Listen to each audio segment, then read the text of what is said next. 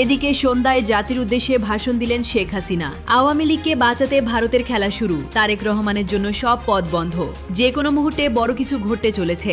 আর আওয়ামী লীগের উপর থেকে নিষিদ্ধ করা হয়েছে সেই নিষেধাজ্ঞা প্রত্যাহার করতে হবে, সমস্ত বন্দীদের মুক্তি দিতে হবে। যাই হোক, এই অবস্থা থেকে বাংলাদেশকে মুক্ত করতে হবে। দেখলাম যে শেখ হাসিনার একটা লাইভ ভিডিও চলছে, মানে নেত্রী সরাসরি, যে আমি যেভাবে আসছি এইভাবে লাইভ এসে 2 মিনিট কথা বলছে। এরপরে কি ঘটবে বুঝতে পারছেন? আগামী 1 সপ্তাহ 10 দিনের ভিতর মনে হয় এরকম কোনো একটা বিস্ফোরণ করবে। নেত্রী কি সরাসরি কোনো ভাষণ দিতে পারে এসে, নাকি নেত্রী যে কোনো দিন হয়তো 24 বা 48 ঘন্টার অর্ডারে সরোয়ার্দী উদ্যানে এসে নেমে জনসভা করে ফেলতে পারে। আর ভারত সেই নির্ভরতার অস্ত্রটিকে এবার জোরালোভাবে সত্যিকার অর্থে ব্যবহার করবে। তারেক সরকারের জন্য এটিও হতে পারে সবচেয়ে বড় দুঃস্বপ্ন। তবে বিএনপির পক্ষে এই ব্যাকফায়ার ঠেকানো অসম্ভব হবে, এটা লিখে নিন। তো ভারত সরকার ক্লিয়ারলি 2টা শর্ত দিয়েছিলেন যে শেখ হাসিনাকে 2টা শর্তের বিনিময়ে বাংলাদেশের কাছে ফিরিয়ে দেওয়া হবে। সেই 2টা শর্ত কি কি? দর্শক, নতুন একটা নিউজ আপনাকে স্বাগতম। প্রিয় দর্শক, বাংলাদেশের মধ্যে ঘটে যাওয়া বেশ কিছু চলমান ঘটনাবলী থেকে আপনাদের সামনে কয়েকটা গুরুত্বপূর্ণ খবর নিয়ে হাজির হয়েছি, যার কিছুটা অংশ বিশেষ ইতিমধ্যেই ভিডিওর শুরুতেই দেখেছেন। দর্শক, ভিডিওর শুরুটা দেখেই কিন্তু বুঝতে পেরেছেন যে আজকের নিউজটা ঠিক কতটা গুরুত্বপূর্ণ এবং ঠিক কোন বিষয়টাকে ইঙ্গিত করছে। তাই বলবো, যারা ভিডিওটি অন করেছেন না টেনের সম্পূর্ণ নিউজটি মনোযোগ সহকারে দেখতে থাকুন, তাহলে আজকের মূল বিষয়টা বুঝতে পারবেন। দর্শক, আর দেরি না করে চলুন দেখে আসবো আজকের সেই কাঙ্ক্ষিত ভিডিওগুলো। তবে তার আগে বলবো, যারা এখনো চ্যানেলটি সাবস্ক্রাইব করেননি অবশ্যই চ্যানেলটি সাবস্ক্রাইব করে পাশে থাকা বেল আইকনটি ক্লিক করে দিন। আর যারা ইতিমধ্যেই চ্যানেলটি সাবস্ক্রাইব করে রেখেছেন তাদেরকে অসংখ্য ধন্যবাদ। তো চলুন দর্শক, ভিডিওটিতে একটি লাইক দিয়ে আমরা ধারাবাহিকভাবে সবগুলো ভিডিওর আলোচনা দেখে আসি। আমরা আওয়ামী লীগ কাজ করে মানুষকে যে একটা স্বস্তি শান্তি দিয়েছিলাম এবং দলমত নির্বিশেষে, ধর্ম বর্ণ নির্বিশেষে সকলে যে একটা সৌহার্দ্যপূর্ণ পরিবেশে বসবাস করত, আজকে আর সে পরিবেশ বাংলাদেশে নাই। কাজে এর একটা পরিবর্তন হওয়া দরকার। আর আওয়ামী লীগের উপর থেকে নিষিদ্ধ করা হয়েছে সেই নিষেধাজ্ঞা প্রত্যাহার করতে হবে, সমস্ত বন্দীদের মুক্তি দিতে হবে। আইসিটিতে সেনাবাহিনী, পুলিশ বাহিনী বা আমাদের সিভিল প্রশাসনের কর্মকর্তা, তাদের বিরুদ্ধে যে মিথ্যা মামলা দিয়ে হয়রানি করা হচ্ছে সেটা বন্ধ করতে হবে। আওয়ামী লীগের নেতা কর্মীদের উপর যে মামলা, আর আমাদের তো সবাই, আমি, রেহানা, আমাদের ছেলে মেয়ে জয়, পুতুল, ববি, টিউলি, প্রবন্ধী, সবার বিরুদ্ধে মামলা। তারেকের বিরুদ্ধে সাক্ষী দিয়েছিল, দুর্নীতির মামলা করেছিল তত্ত্বাবধায়ক সরকার 2007 সালে। সেই মামলায় সাজাপ্রাপ্ত 62 জায়গায় বোমা হামলা, 10টা অস্ত্র চোরা কারবারি সহ বিভিন্ন যে সাজাপ্রাপ্ত আসামি, আজকে সে এখন বাংলাদেশের নির্বাচিত প্রধানমন্ত্রী। বা সৌভাগ্য বাংলাদেশের, চোর গেছে এখন, অস্ত্র চোরা কারবারি আর আইবি রহমানের খুনি এখন ক্ষমতায় বসে আছে। যাক, আপনারা অনেক সৌভাগ্য, আপনারা এক একটা মানে বিশেষ বিশেষ ব্যক্তিকে ক্ষমতায় পাচ্ছেন। এটি হচ্ছে বাংলাদেশের দুর্দশা। তো যাই হোক, এই অবস্থা থেকে বাংলাদেশকে মুক্ত করতে হবে। নির্বাচন যখন হলো, আওয়ামী লীগকে নির্বাচন করতে দিল না, তার কারণ যে সর্বশেষ যে সার্ভে রিপোর্টটা তারা পেলো, সেখানে দেখা গেল আওয়ামী লীগ 53% ভোট আওয়ামী লীগের, 53% ভোটার আওয়ামী লীগকে সমর্থন করেছে। বিএনপিকে করেছে 24%, জামাতকে করেছে 11%। কাজে আওয়ামী লীগকে ইলেকশন করতে দেওয়া হলো না। ইলেকশনের দিনের ঘটনা, সকাল 7:30টায় ভোটাভুটি শুরু হলো। 11টা, 11:30টার দিকে নির্বাচন কমিশন থেকেই প্রচার করলো, প্রধান নির্বাচন কমিশনারই প্রচার করলো যে 14%-এর মতো ভোট পড়েছে, 14% সামথিং। এই 3 ঘন্টা, 3.5 ঘন্টায় 14%। তারপরেই সেই পার্সেন্টেজ হয়ে গেল 59%। এটা কিভাবে হলো? তাহলে পার মিনিটে কয়টা ভোট পড়েছে? ঠিক হ্যানা ভোটের ব্যাপারেও তাই, এবং তার রেজাল্ট কতবার যে সংশোধন হলো তাতেই তো দুর্বলতাটা প্রমাণ পায়। আবার বাড়ি বাড়ি যে ধমকানো হয়েছিল যে কেউ যদি ভোট কেন্দ্রে না যায় তো তাদের উপরে অত্যাচার হবে। তো অত্যাচার নির্যাতন তো চলছেই। তাদের দাবি হচ্ছে বৈধ সরকার এসেছে, এখন অবৈধ সরকারের অধীনে নির্বাচন আর হলো, সেই নির্বাচনের বৈধতা নিয়ে প্রশ্ন। আবার নির্বাচিত সরকার আসার পরেও নির্যাতন কিন্তু কমেনি, একই ধারা চলছে, তার উপর দুর্নীতি। আজকে যারা উপদেষ্টা ছিল, ডক্টর মোহাম্মদ ইউনূসের থেকে শুরু করে প্রত্যেকের যে দুর্নীতি যে পরিমাণ তারা করে গেছে, অর্থনীতিকে সম্পূর্ণ ধ্বংস করে গেছে। সরকার পরিবর্তন মানে কি, মাথাটা পরিবর্তন হলেও তাদের কার্যক্রমে কোনো পরিবর্তন দেখি না। এটাই হচ্ছে সব থেকে দুর্ভাগ্যের বিষয়। সন্ত্রাস, জঙ্গিবাদ, যারা আমি গ্রেপ্তার করে রেখেছিলাম তারা সব মুক্ত, এবং এই জঙ্গিদের গ্রেপ্তার করেছে কেন? সেই পুলিশ অফিসার, সেনা অফিসার, আওয়ামী লীগের নেতা কর্মী, আমাদের সকলের বিরুদ্ধে মামলা। এই হলো বাংলাদেশের অবস্থা। যে আওয়ামী লীগ স্বাধীনতা এনে দিয়েছে, সেই আওয়ামী লীগকে আজকে শেষ করে দেওয়া, আওয়ামী লীগকে ধ্বংস করে দেওয়ার জন্য সব ধরনের কার্যক্রম অব্যাহত রেখেছে। দিনের ভোট যে আগের দিন সন্ধ্যার থেকে দেওয়া শুরু হয়, তার একটা বিরাট দৃষ্টান্ত দেখানো হলো। এই ভোট দানের জন্য নাকি ট্রেনিং করানো হবে, এমনই ট্রেনিং করিয়েছে যে এখন দিনের ভোট আগের দিন সন্ধ্যা থেকে দেওয়া শুরু করে। এটাই হচ্ছে এই গত নির্বাচন, 12ই ফেব্রুয়ারি নির্বাচনের নমুনা। এই অবস্থায় এই বিষয়গুলি মানুষের সামনে তুলে ধরে এর প্রতিকার করা, অন্তত মানুষের ভোটের অধিকার, ভাতের অধিকার নিশ্চিত করার যে আমরা আওয়ামী লীগ কাজ করে মানুষকে যে একটা স্বস্তি শান্তি দিয়েছিলাম এবং দলমত নির্বিশেষে, ধর্ম বর্ণ নির্বিশেষে সকলে যে একটা সৌহার্দ্যপূর্ণ পরিবেশে বসবাস করতো, আজকে আর সে পরিবেশ বাংলাদেশে নাই। কাজে এর একটা পরিবর্তন হওয়া দরকার। আর আওয়ামী লীগের উপর থেকে নিষিদ্ধ করা হয়েছে সেই নিষেধাজ্ঞা প্রত্যাহার করতে হবে, সমস্ত বন্দীদের মুক্তি দিতে হবে। আইসিটিতে সেনাবাহিনী, পুলিশ বাহিনী বা আমাদের সিভিল প্রশাসনের কর্মকর্তা তাদের বিরুদ্ধে যে মিথ্যা মামলা দিয়ে হয়রানি করা হচ্ছে সেটা বন্ধ করতে হবে। আওয়ামী লীগের নেতাকর্মীদের উপর যে মামলা, আর আমাদের তো সবাই, আমি, রেহানা, আমাদের ছেলে মেয়ে জয়, পুতুল, ববি, টিউলি, রূপন্তী, সবার বিরুদ্ধে মামলা। তারেকের বিরুদ্ধে সাক্ষী দিয়েছিল, দুর্নীতির মামলা করেছিল তত্ত্বাবধায়ক সরকার 2007 সালে। সেই মামলায় সাজাপ্রাপ্ত 500 জায়গায় বোমা হামলা, 10টা অস্ত্র চোরা কারবারি সহ বিভিন্ন যে সাজাপ্রাপ্ত আসামি, আজকে সে এখন বাংলাদেশের নির্বাচিত প্রধানমন্ত্রী। বা সৌভাগ্য বাংলাদেশের, চোর গেছে এখন, অস্ত্র চোরা কারবারি আর আইবি রহমানের খুনি এখন ক্ষমতায় বসে আছে। দেখ, আপনার অনেক সৌভাগ্য, আপনারা এক একটা মানে বিশেষ বিশেষ ব্যক্তিকে ক্ষমতায় পাচ্ছেন। এটাই হচ্ছে বাংলাদেশের দুর্দশা। তো যাই হোক, এই অবস্থা থেকে বাংলাদেশকে মুক্ত করতে হবে, বাংলাদেশের মানুষের আবার গণতান্ত্রিক অধিকার ফিরিয়ে আনতে হবে। আপনাদের কাছে এটাই চাই যে আন্তর্জাতিকভাবে এটা তুলে ধরা, যে তারা কাকে ক্ষমতায় নিয়ে আসছে। আমি নাকি ফ্যাসিস্ট ছিলাম, আমি নাকি খুবই খারাপ ছিলাম, আমার সময় নাকি মানুষ খুব খারাপ অবস্থা ছিল। তারপরে একটা তুলনামূলক চিত্র তুলে ধরতে পারেন। 2024-এর ইলেকশন আর 12 ইলেকশন, ঢাকা মাঠে কিভাবে গোল দিয়ে গেল সেগুলো একটু তুলে ধরা দরকার। আর অর্থনৈতিকভাবে বাংলাদেশ কেমন ছিল আওয়ামী লীগের আমলে, আর এখন বর্তমানে কি অবস্থা আছে। 15 বছরে আমাদের যারা আমরা দুর্নীতি, চুরি, এটা যত কথা বলছে, 15 বছরে যা করতে পারে নাই ডক্টর মোহাম্মদ ইউনূস 1 বছরের মধ্যে তা করে ফেলেছে। আর এখন যিনি আছেন তিনি আরো চ্যাম্পিয়ন। আপনারা এখন অপেক্ষা করেন, দেখেন আরো কি কয়, কিছুদিন সময় দেন, মানুষকে কিরকম ভালো রাখে সেটা দেখা দরকার আছে সবার। কারণ যেভাবে মিথ্যা অপপ্রচার করে বদনাম করা হয়েছে। তবে একটা জিনিস আমি বলি, আপনারা নিজেরা জানেন, এখানে আমরা দেখলাম দ্য হক নামে একটা নিউজ চ্যানেল, সেখানে দিয়েছে যে US funded NED backed Bangladesh actors before Sheikh Hasina's collapse. ওটা একটু ভালো করে পড়ে দেখবেন কিভাবে চক্রান্তটা তারা করেছিল। দেশ বিক্রি করতে চাইনি, এটাই তো আমার অপরাধ। দেশের স্বার্থ জলাঞ্জলি দিয়ে ক্ষমতা থাকতে চাইনি, এটাই তো আমার অপরাধ। আমি দেশকে ভালোবাসি, দেশের মানুষকে ভালোবাসি, আমার বাবা সেটাই শিখিয়েছেন। আর ন্যায় ও সত্যের পথের থেকেই চলবো। দেশ বিক্রি করে ক্ষমতায় যাওয়া এটা আমার নীতি না। তাতে আমার জীবনে যাই আসুক না কেন, মৃত্যুদণ্ডটা পেয়ে গেছে, আর কিসের চিন্তা। তো যাও, আপনারা ভালো থাকেন, দোয়া করি। আর দেশের মানুষকে সহযোগিতা করেন। এই অন্যায় অবিচারগুলি আমি মনে করি যে আন্তর্জাতিকভাবে আপনারা তুলে ধরবেন যে কি চলছে বাংলাদেশে। এবং এখন একই ধারাবাহিকতা একই আছে, কোনো পরিবর্তন নাই, শুধু ব্যক্তিটা পরিবর্তন। আর ইউনূস সাহেব এবং তার উপদেষ্টা তো যা পয়সা করে বানিয়ে নিয়ে চলে গেছে। তো যাও, আমি আর সময় নেব না, সবাই ভালো থাকেন, সুস্থ থাকেন, এই দোয়া করি। ইনশাল্লাহ এত অন্যায় অবিচার এটা বাংলাদেশের মানুষ সহ্য করবে না। একদিন অবশ্যই বাংলাদেশের মানুষ আবার এই অন্যায় অবিচার থেকে মুক্তি পাবে, মানুষ শান্তি পাবে, গণতন্ত্র পাবে, দেশের উন্নতি হবে। সবাইকে ধন্যবাদ জানিয়ে শেষ করছি। পাকিস্তান কার্ড খেলে তারেক রহমান হয়তো ভারতকে দেখাতে চাইছেন আমাদের বিকল্প পথ খোলা আছে। কিন্তু এই কার্ড কি শেষ পর্যন্ত বুমেরাং হয়ে ফিরে আসবে তারেক রহমান সরকারের দিকে? কেন বুমেরাং হবে কথাটা বললাম, একবার দেখা যাক। প্রথমত, বাংলাদেশের ব্যাপারে ভারতের এখনকার সিদ্ধান্ত ঢের হয়েছে। আর ওই ওয়েট অ্যান্ড ওয়াচ, মানে অপেক্ষা করো দেখো, এইটা রাজনীতি আর চলবে না। ভারত তার প্যাসিভ ভয়েস থেকে এখন অ্যাক্টিভ ভয়েসে ফিরে এসছে, বা প্যাসিভ মোড থেকে অ্যাক্টিভ মোডে ফিরে এসছে।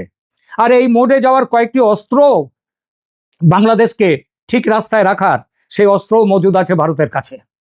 প্রথমত প্রথম অস্ত্র হচ্ছে জল বন্টন চুক্তি। 2026-এর ডিসেম্বরে গঙ্গা জল বন্টন চুক্তির মেয়াদ শেষ হবে এই সামনেই, এই ডিসেম্বরে। ভারতের হাতে এটি একটি বিশাল লিভার। দিল্লিকে এই চুক্তিকে নিরাপত্তা গ্যারান্টির শর্ত হিসেবে ব্যবহার করতে পারে, অবশ্যই পারে, কথাটা বললাম, মনে রাখবেন। অস্ত্র 2, বর্ডার প্রেশার ও সার্জিক্যাল স্ট্রাইক। বাংলাদেশের যে খবর আসছে যে সেখানে সন্ত্রাসী মৌলবাদীরা, সেখানে মাঝখানে তারেক সরকার জেতার পরে একটুখানি থমকে গিয়েছিল, কিন্তু এখন আবার তারা মাথা চাড়া দিচ্ছে ভালোভাবেই। এবং বাংলাদেশের মাটি ব্যবহার করে উত্তর পূর্ব ভারতের বিচ্ছিন্নতাবাদীরা মাথা চাড়া দেওয়ার চেষ্টাও করছে। এই চেষ্টা যদি অব্যাহত থাকে এবং তারেক সরকার যদি পেছন থেকে এই চেষ্টাকে সমর্থন যোগায়, ভারত নিশ্চিতভাবেই মায়ানমার স্টাইলে সার্জিক্যাল স্ট্রাইক চালাবে। এই সম্ভাবনা এখন আর কোনো টেবিল টক আলোচনার বিষয় নয়, এটা নিরেট বাস্তবতা। ভারতের এখনকার থিওরি হচ্ছে, নীতি হচ্ছে যে সন্ত্রাসবাদ, যে দেশ থেকে সন্ত্রাসবাদ হবে তাদের সেখানে আক্রমণ করা হবে, তাদেরকে বুঝিয়ে দেওয়া হবে। অস্ত্র 3, ইকোনমিক থ্রটল, অর্থাৎ অর্থনীতির জোরে বাংলাদেশের গলা টিপে ধরা। চাল থেকে পেঁয়াজ, ডিজেল থেকে বিদ্যুৎ, খাদ্যদ্রব্য সবকিছু, বেঁচে থাকার যাবতীয় রসদ সবকিছুতেই ভারতের ওপর বাংলাদেশের নির্ভরতা। আর ভারত সেই নির্ভরতার অস্ত্রটিকে এবার জোরালোভাবে সত্যিকার অর্থে ব্যবহার করবে। তারেক সরকারের জন্য এটি হতে পারে সবচেয়ে বড় দুঃস্বপ্ন। অস্ত্র 4, ভারত তার ভৌগোলিক অবস্থানের সুবিধা ব্যবহার করে বাংলাদেশের আমদানি ও রপ্তানির ব্যবস্থাকে এমনভাবে সেটাকে কোণঠাসা করে দেবে যে সেটা হয়ে উঠবে বাংলাদেশের পক্ষে সবচেয়ে বড় দুঃস্বপ্ন।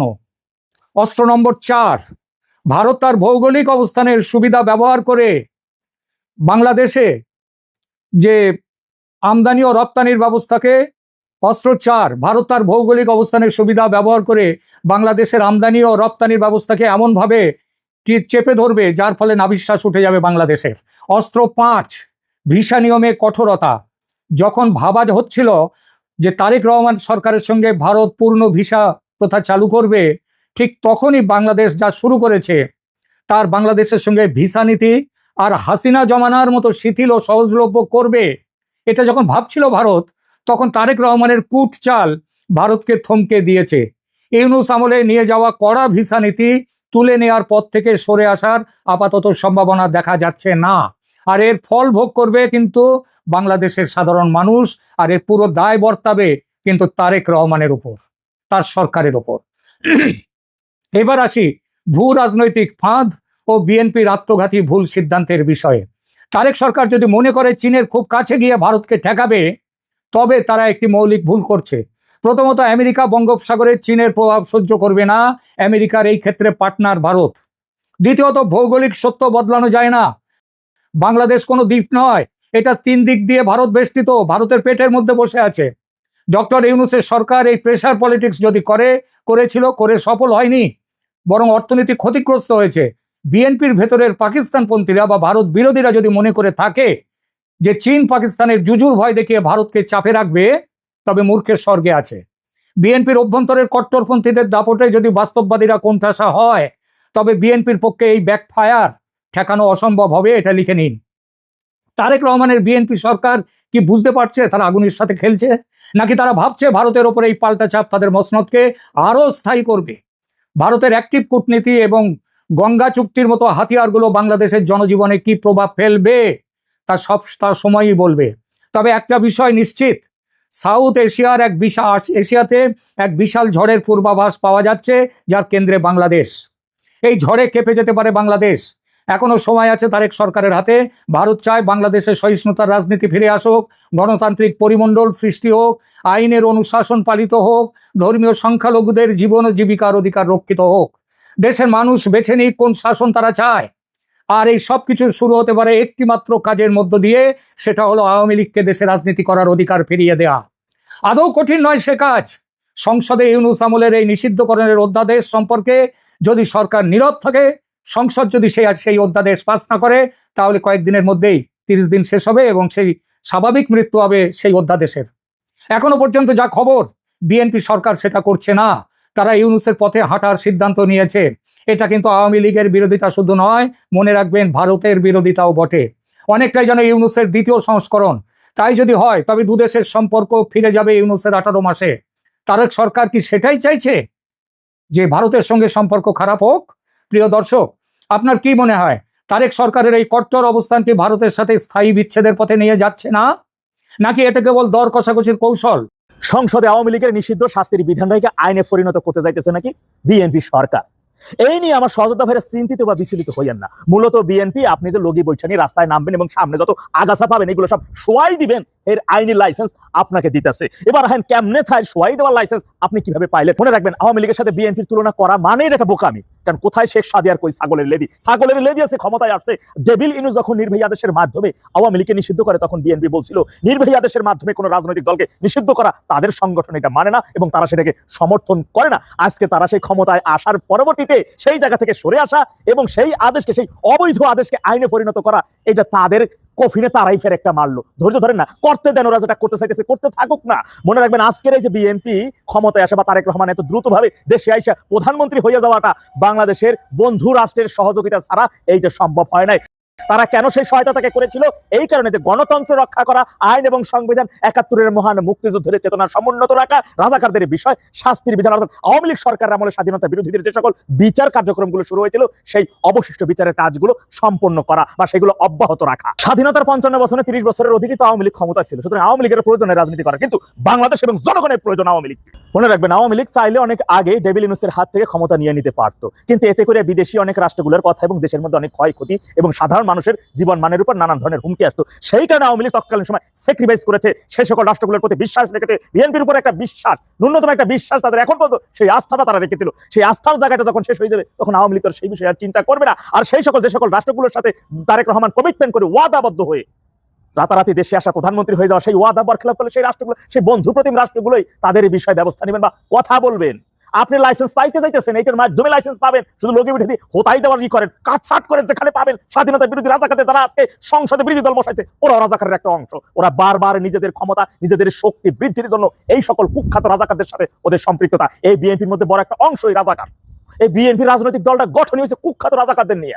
মনে রাখবেন আওয়ামী লীগ নিষিদ্ধ ডেভিল ইউনূসের এই অবৈধ আদেশ বিএনপি আইনে পরিণত করতে যাইতেছে। এটা আপনার এলাকায় একজন সাধারণ শ্রমজীবী ব্যক্তিকে প্রশ্নটা করেন, আপনার এলাকায় একজন বয়স্ক শুধু বিএনপির ভোট দেয় তারে প্রশ্ন করেন এই আইন তো বিএনপি তারিখকে করতে যাইতেছে, দেখবেন সে কি বলবে জানেন? যে তারেকের শরীরে কিন্তু শুধুই একজন মুক্তিযোদ্ধার রক্ত না, তারেকের শরীরে একজন বেঈমানের রক্ত, তারেকের শরীরে একজন খুনির রক্ত প্রবাহিত হইতেছে। সুতরাং তারে তোমরা বিশ্বাস করো না, যতটুকু আস্থা আছে সেই আস্থাটুকু দূরে সরাই নাও।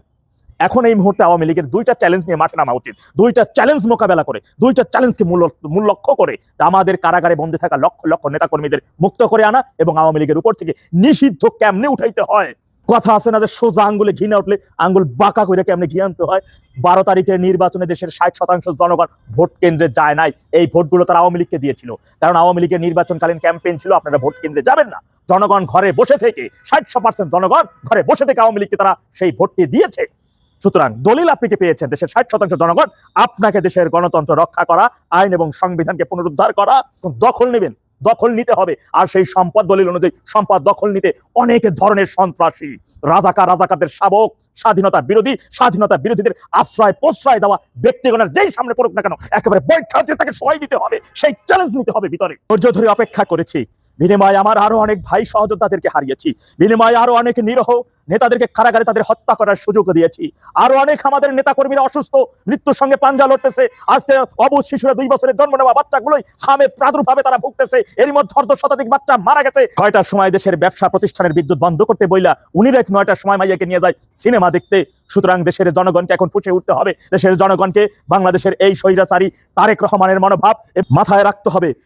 মনে রাখবেন 12ই ফেব্রুয়ারি নির্বাচনের পরে একটা ভিডিওতে বলেছিলাম বেইমানি না করলে 3 মাস, আর যদি বেইমানি করে তাহলে টাইনা সর্বোচ্চ 1 বছর। কিন্তু বেইমানের ফল অনেক ভয়ঙ্কর ভাবে তাদের ভোগ করতে হবে, করুণ পরিণতি ভোগ করতে হবে এই সরকার সহ এই সকলের যে সকল সহযোগীগুলো আছে সবগুলা। এখন আর বৈশা থাকার সুযোগ নাই, ভিতরে আগাছা দমন করার উদ্দেশ্যে লগি বৈঠা হাতে নেওয়ার মানসিকভাবে প্রস্তুতি নিতে হবে ভাইয়ের আমার।